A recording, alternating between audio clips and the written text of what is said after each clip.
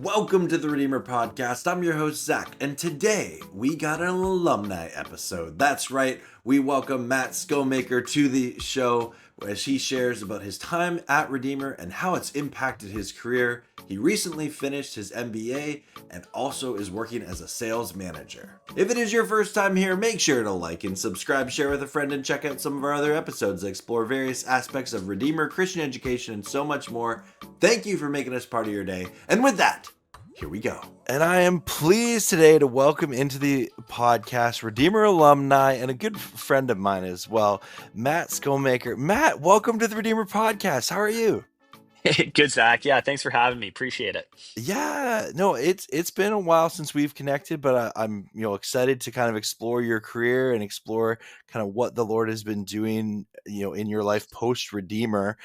So let's maybe start with that. Is what did you study at Redeemer, and when did you graduate? Yeah, man. I'm going back now a couple of years. Graduated in 2021. Right at I guess it was the tail end of COVID there when we were doing the classes from home. I think it was the final year we had grad from home too.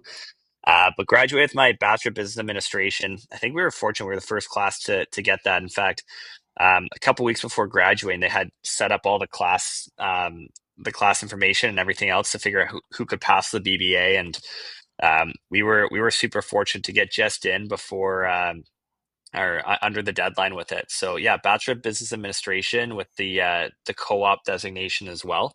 So Okay. it took me 5 years to do it. That's the average time for a co-op student to do it, but it was a great 5 years, 2016 to 21. Okay, awesome. Yeah. I forgot that you were just because the BBA was still quite new when you Mhm. graduated. Now it's quite a popular program. Yeah. Okay, Yeah. very cool. Yeah, Well, it was kind of wild, man, because like I'll tell you, like it was literally an email that we got a month before graduation, being like, "Hey, do you guys want a BA on your degree or a BBA?" And all of us, as business students, were messaging each other, we're like, "Yeah, we definitely want the BBA." So a bunch of us had taken the courses, I guess, that they required for it, and we're super thankful to graduate with that. that's fantastic. Oh, coming in Mhm. clutch there. Yeah, Yeah. yeah. Let's maybe talk about your time at Redeemer. What were, when thinking back, I know it's been a few years, but what are some of the things that you learned at Redeemer that kind of helped prepare you to go into, I know that you've just done a MBA, and then you're working, you're a professional. We'll dive into that in a little bit, but could you think back to like what were some of the skills and things that you learned at Redeemer? Yeah, there was a couple of things that really set Redeemer apart for me in the opportunity. And I'll just say, like, again, not to do a whole sales job on Redeemer, but going in and like honestly, going to a public institution for my master's and seeing the comparison with Redeemer. Not only were the class sizes smaller at Redeemer than the average MBA class, which is kind of wild to think about. Like, I know the average class size at Mac is like 300 students for the business program, and then for the MBA, it's still like 45 students. For myself, especially my third and fourth year classes, it was like 20 to 30 people max. Wow. Some of them were even a little bit smaller, which was so cool because it fostered conversation that you would not get at a public institution. And the best way that I'm able to describe it, and I've used this with a couple different people, is uh, in business there's no really right or wrong answer. Like when you come to morals, values, and ethics, like there's a right and a wrong, and there's sometimes gray areas, but we were able to discuss that at Redeemer Mm. through the ethics classes that we took. Completely different topic there with it, but super cool to learn about ethics from a Christian standpoint as well and apply those. But just even in problem solving, um, in a lot of these public institutions with the exams that you have to take, they're multiple choice, and it comes down to, okay, well, there's one right answer, so get the right answer. Yeah. um, the really cool thing about the challenging approach that Redeemer taught, and I credit this to the professors a lot, was okay, let's think outside the box. Let's challenge the norm. Let's think about things differently. There's no black or white answer usually. It's how do we do things well and how do we implement it well. So they challenge us to have a real critical thinking approach and how to implement that. And a great mentor said to me as well after the fact, they said, Matt, it's not the ideas that make great business people, it's who can implement it and execute it well. And I think Redeemer really set me up well for that. And of course I'm still learning Yeah. as I go here, but it gave a great foundation for me to build my career off of. That's fantastic. Well said. And just so for any of our listeners or viewers, what so you graduated in 2021. When did you decide, okay, I'm going to go into an MBA, and what did that process kind of look like? Yeah, it's another great question. So it was, I always knew I wanted to do something after I was done my BBA. It feels like today a university degree used to be what a high school degree was back like 30 or 40 years ago now. It feels like people want you to consistently get more. And some really great mentors of mine told me, hey, you should probably pursue this if you want to go into an executive level of a business somewhere at some point. And I knew that that was a dream that I had. So I said, hey, let's get it done before there's a family in the mix, before my time's tied up with a bunch of other things. So I started to think about it before I was done my undergrad degree, and then ended up starting it 2 years after I was done. Done at Redeemer after getting a little bit of work experience under my belt, which, man, I totally recommend if any of the listeners here are thinking of doing an MBA, please, please, please go get some work experience first before you Yeah. dive right into it. It makes such a difference and stands out in the classroom in so many ways. Well, that's a good segue. Let's talk about what has your work experience been like, and if we could start with your time at Redeemer, what were some of your co-op opportunities? Yeah, I did a pretty like wide array of things or job experiences. So I worked in a not-for-profit in a marketing role. Thought I wanted to go into marketing originally, did that. I was like, you know what, marketing's not really my thing. Yep. I like operations. I like the management side of it, some of the sales side of it. Let's find some opportunities that go into that. Again, love the work experience from it. It showed me and taught me a whole lot of things from that first co-op there. I did it at Crossroads Communications actually in Burlington. Cool. So Christian not-for-profit, really cool opportunity there. And then my second co-op term, I worked as like a BD rep or business development rep for a consulting company out of Toronto. Some really great experience there, understanding things from a different standpoint, and really taught me the importance of if you're going to sell something or if you're going to be working for a product, make sure you believe in it. Mm, Don't try to sell something you don't believe in because you're not going to get anywhere quick if you don't believe in it yourself. So um, I think that was the second co-op opportunity, and then, man, because of COVID and everything else, I was that guy who was sitting at my desk in my final semester. Was like, man, I can't just be sitting here just doing class all the time. So I ended up starting work in my final semester. I started in February while I was doing classes. Started as a supply chain analyst okay. for a company in Cambridge called Grand Valley Fortifiers, and man, it was just so fortunate at that opportunity. I was in that role for 8 months, but the seat that I got sat in the desk. I mean, this is the importance to having in-person communication or in-person opportunities. Like, there's so much about this hybrid workspace out there, this fully remote. Man, the opportunities that come from in-person stuff is wild. Yeah. I was sitting at my desk, and the COO, Chief Operating Officer's office, was two doors down. He had an office. So he walked past my desk all the time and saw what I was working on, and offered me a job that I probably had no right doing at the time without some of the experience on certain products. He offered for me to take over the procurement purchasing for Ontario at the time, which was a really cool opportunity. And we kind of changed the approach in the way that they looked at it and tried to take a more numbers centric approach to it. And we were really fortunate to do really well with that. Um, Fast forward a year and a half, and they asked me to take over the procurement for the company nationally. So we had three different Wow. divisions that all the procurement kind of consolidated into one. So I was working with the inventory managers at each of the locations and kind of overseeing the process and the procurement division there a little bit.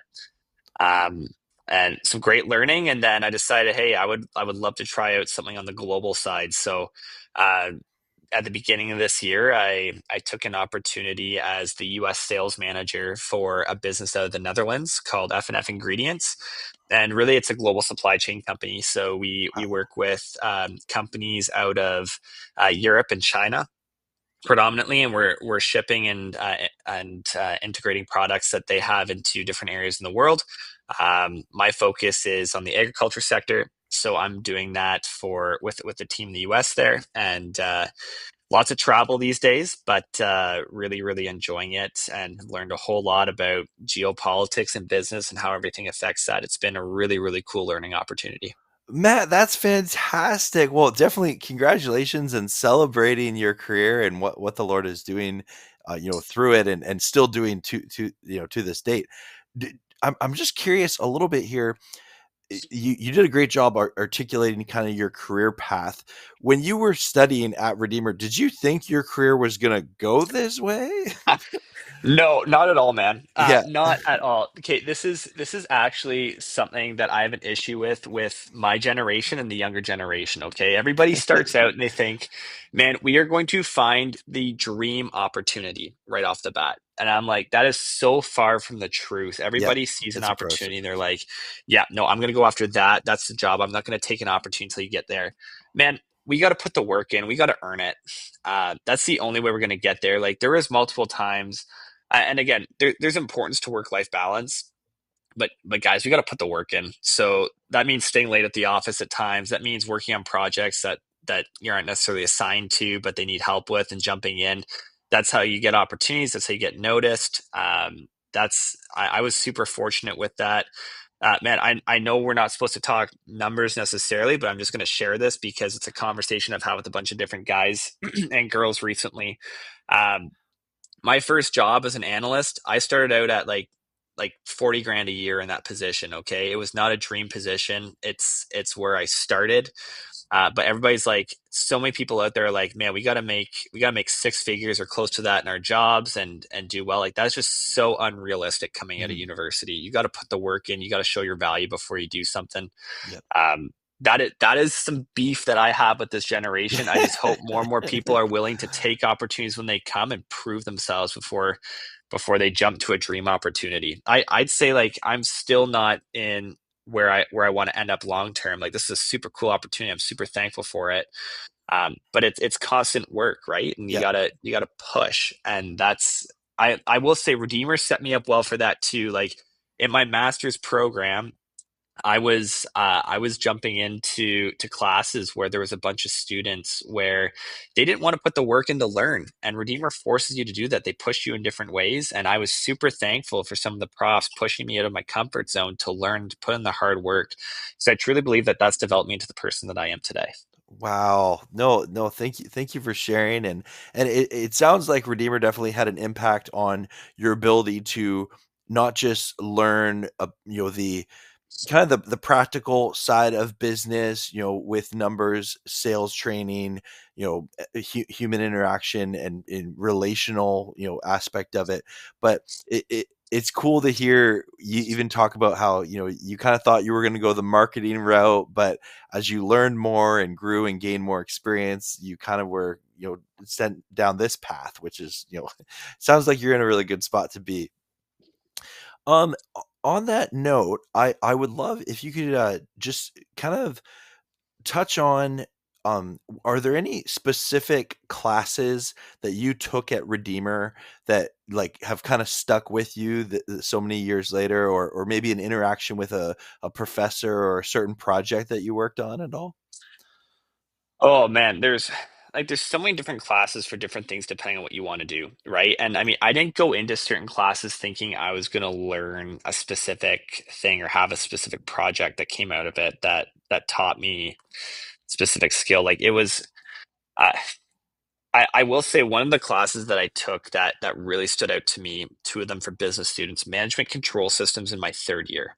Yeah. That one really stood out to me.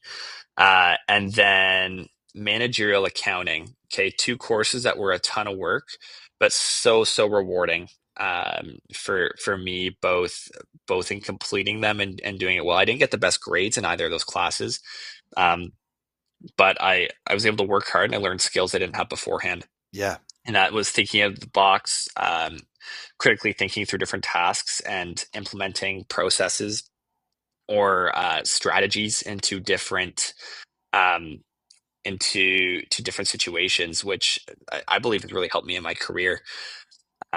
Those were two that stood out. Dr. Satrin is still at Redeemer, and his entrepreneurial course was a really fun one to dive into and look at things differently. I will say this to business students as well. Guys, if you're looking to go into business, do not judge the program on the first year. There's a lot of core courses that you take that are valuable courses. It doesn't seem like it at the time, but super valuable to kind of expanding your worldview to different things. Yeah. The real fun, I'd say, gets into the second half of second year, third and fourth year, where I really only took business courses, and I really, really enjoyed it and learned a ton. But it's important to get that foundational learning with some of the courses and some of the other courses you got to take at the beginning as well. Absolutely. And you've graduated your MBA now. How is how is that experience going in getting an MBA and a degree post your undergrad? Yeah, definitely a lot of work, but very rewarding. I will say when I graduated, so I finished up my MBA in April of this year. Um, it was a grind to Yeah. do that and to work full time. Lots of time management required. In the job that I'm in right now, there's a lot of travel. This year, I've done over 50,000 miles already, Wow. traveling to Europe and across the U.S. So it's been a grind to try to put the time in to complete courses, but uh, such a rewarding thing to have when you're done. And I think the cool thing about something like an MBA, and really it's for any degree, nobody can take that from you once you're done it. Like you've Yeah. done it, you have the letters. I will say though, and I was actually at Mac this past weekend talking to the incoming MBA students. It's a conversation that we had there. We said, guys, like this is such a cool opportunity for you, but do not think that just because you have an MBA or a degree means that you're better than anybody else. Yeah. It provides you credibility. It is a tool in the tool belt, but you still have to put the work in to justify that, and to show that you are worth what you've received. So there's so much that goes into it outside of it, but I was very, very thankful I did that. Didn't really realize the value that people in the US put on an MBA until I was partway through, especially talking with some different companies in the industry that I'm in. Wow. Wow. And I really appreciate, because I know so many people, they do their undergrad and then they, kind of rush into an MBA. And I appreciate your insight of it made a lot of sense for you to get work experience and then kind of dive into it. And like you said, it was a grind, and now you're kind of on that next chapter of post MBA life. Yeah. um well, let's talk a little bit here. And again, Matt, thank you so much for doing this.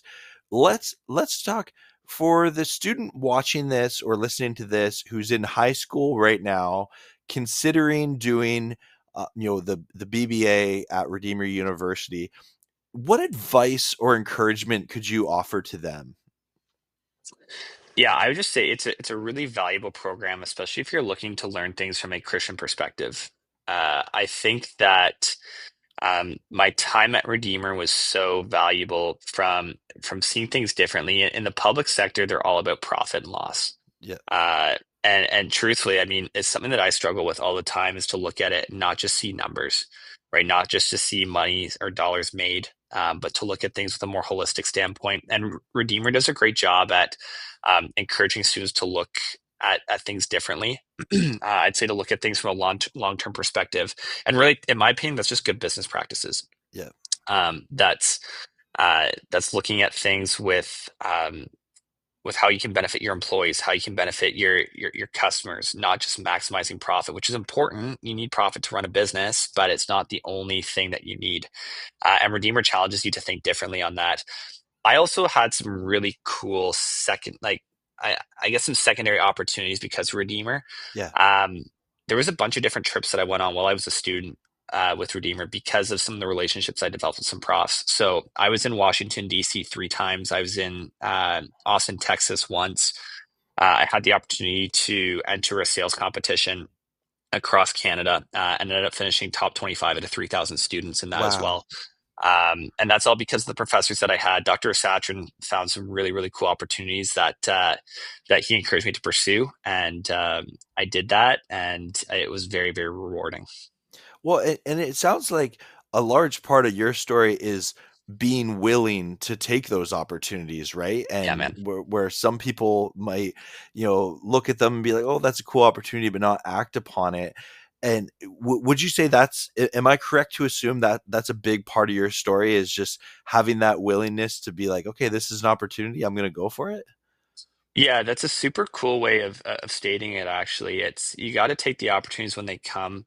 I kind of just said like no opportunity or no connection was too small. You never know how it's going to benefit you, and try to do everything I could with intentionality within that. Like obviously you have to prioritize certain things, but if I thought that there was some really cool opportunity or some really cool experience that could come out of it, definitely tried to pursue it. I was very thankful that I did.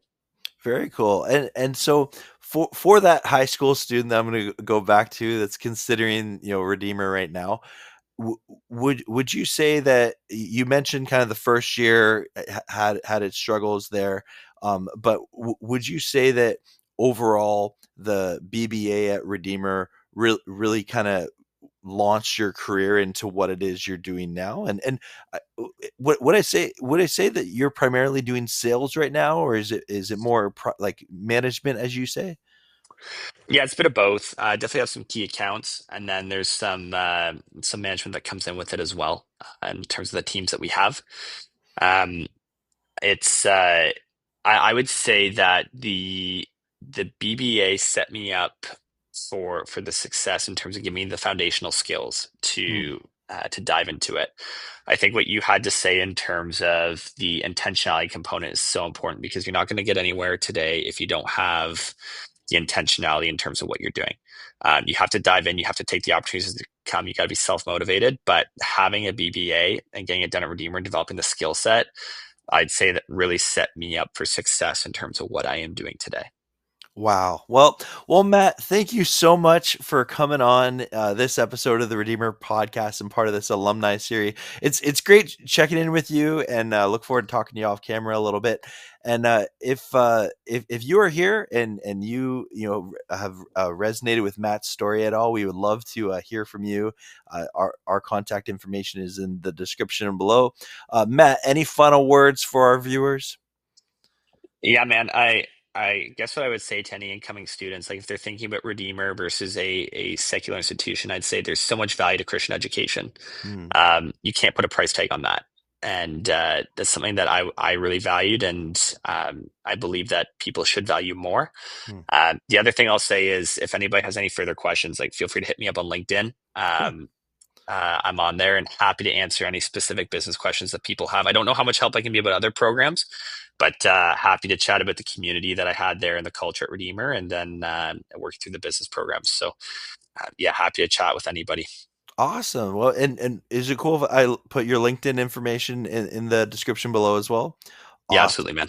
Yeah, Awesome. Appreciate that so much. So thank you so much, Matt. You're fantastic. Really, really enjoyed our conversation. And thank you for watching and listening. And we will see you in the next episode of the Redeemer podcast.